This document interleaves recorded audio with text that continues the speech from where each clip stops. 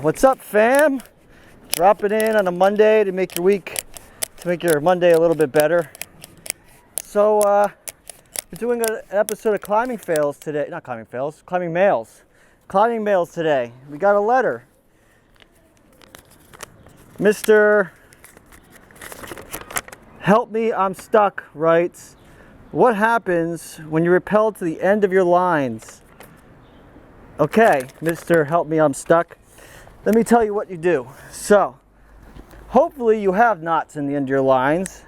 And in that case, you're at least not dead, you're just dumb.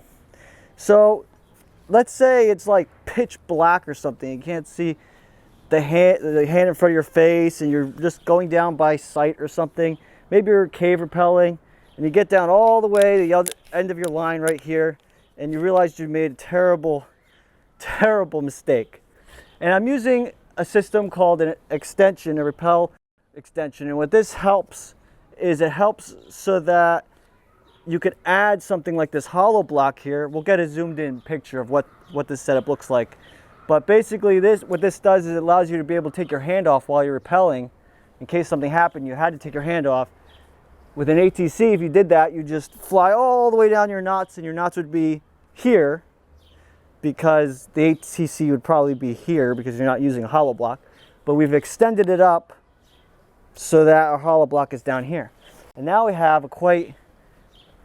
a very bad situation here where we're stuck at the end of our lines. And what do we do? So the first step is to do this. Help! Help! I'm stuck!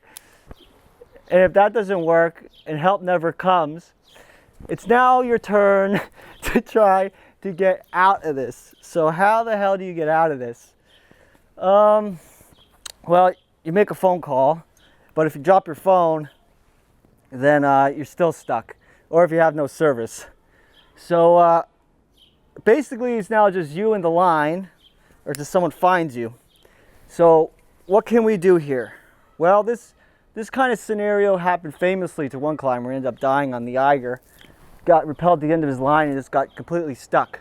So we need to make some way to make upward progress. And our biggest issue is that our ATC is way up here.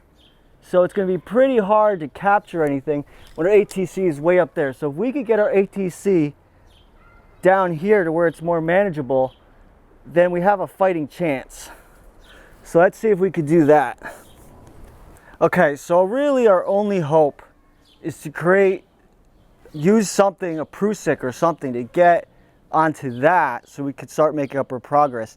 And I made a video when I first made this channel called like the world's strongest shoelaces or something like that, which nobody watched because probably like my second ever episode. But basically we have some prussics down here, our shoelaces. And now that we're stuck in dummy jail, we're gonna have to do whatever we can to get out of here. And my shoelaces actually were rated to something like 700 pounds. So if we double up these shoelaces, we should be able to start making some kind of prussic. You get a chalk bag that moves around side to side. You could change that loop, that clips, to something like a 7mm cord. And so you have like basically, you know, something to get out of a situation. Now hopefully your shoelaces aren't 100 years old and completely rotten. You want to double up these shoelaces so that you get the most strength out of them. If you have to, quadruple them up or something.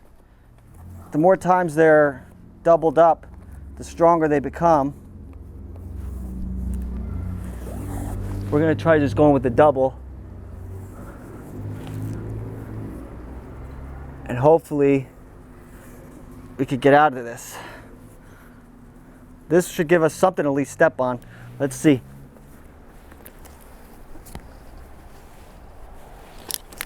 Okay, we have some hope. Let's clip this ATC closer to us. Okay, that's giving us some kind of hope here. So now, what we could do is we could just move this up. Obviously, we're gonna have to get all the way back to our anchor. So let's move this up higher. Start making some upward progress. Okay. So we could just do this all the way up. just like this. But if you're worried about the shoelaces breaking, we could now get into our hollow block, except if we take our hollow block off, well, we basically don't have much of a backup. If we let go of this, we're gonna slide right back down to the knots. So we can't let go of this, but we're in an emergency rescue situation now. So you might be asking yourself, why move the hollow block at all? You had a little bit of a system going on there. Well, as you'll see in a second, if we're able to get the hollow block on top, it actually becomes a bit faster and more fluid, and a bit safer, because in the first one, you kind of, since it's closer to the hollow block's closer to the ATC on the bottom, you have this like danger that the ATC could just bump against the hollow block and just make it worthless. And that's one of the reasons that the ATC was extended up in the first place.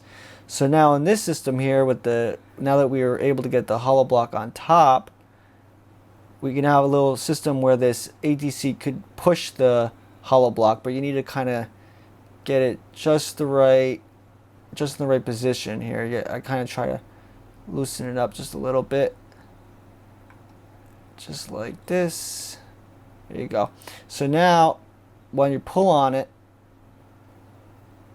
when you stand up on the shoelaces and hope they don't snap, you can kind of pull up and it pushes the hollow block up, and this makes it a bit safer and a bit more workable. And it's funny, I actually, after I got done filming this, I hung around and saw what would happen if you had no prussics at all, no shoelaces at all, just the ATC connected to your harness at the end of your knot. And I actually came up with a way to go up the rope even in that scenario, but maybe a future episode for that one. Well, the moral of the story is, don't get yourself stuck. Don't get yourself into these situations.